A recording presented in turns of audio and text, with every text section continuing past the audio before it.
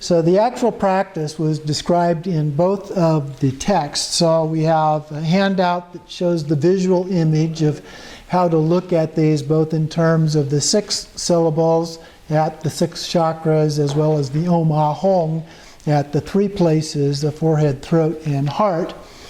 And so you can use that as a visual aid as you do this, especially when you're first learning it. And then the other handout is the actual practice itself. And so as it says here, we're looking at doing this because of the accumulation associated with this. We're going to continue doing this over a couple of weeks. It may take you a lot longer to do that level of accumulation, but again, it is dependent upon the signs that you get more than just the numbers. Okay, so once you've achieved the signs that it describes in the textbook, then you've achieved the purification. But you do need to be sure to purify all 6 of them and not just one. And so the description here says the visualization of the 6 seeds in your normal body as a dim orb of light. Okay, now all of these are kind of afflictive emotion related kinds of things, the 6 realms.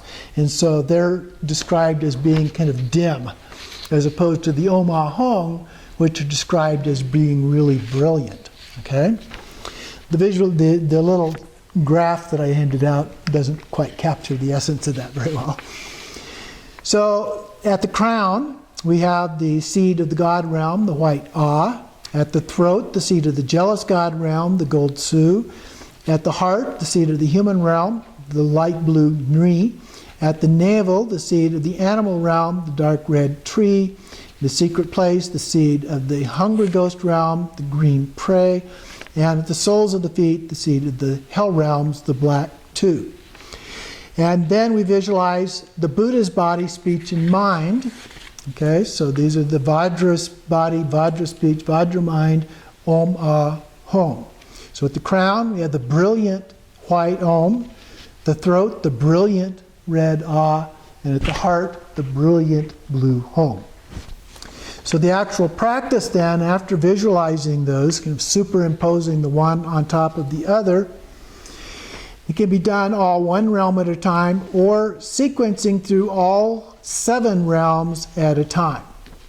So sequencing, the first case, doing them one at a time. So you would focus, let's say, because here it starts with the hell realm, so it would be focusing on the soles of your feet. So if you're focusing on the soles of your feet, you would focus on and you would zap them, you would blast them with the light coming out of the Om Ah Hong over and over and over again. Doing it sequentially, you would start at the feet, and then you would go to the secret place, to the navel, to the heart, to the throat, to the crown. Okay? So you would just go up, and then you'd start back over again at the feet and go back up, one at a time that way. So you can do it either way. Now, I've also seen this described in the reverse of this, starting at the crown and going the other direction, so you can do that as well. But in this case, it's described as starting at the feet. We want to get rid of that really bad hell realm first, I guess. So the process is the white, red, and blue rays blaze forth, burning up the seeds of the hell realms while we recite Om Ah Hong. So there is a recitation that goes with this, but you can do it fairly quickly. Just Om Ah Hong, Om Ah Hong, Om Ah Hong. And with each one, there's the rays of light just come out and incinerate whatever is at that particular, the syllable at that particular chakra. Okay? And so it can happen fairly quickly, almost like a machine gun if you can recite it that fast. Typically we can't recite quite that fast, but you can recite these fairly quickly.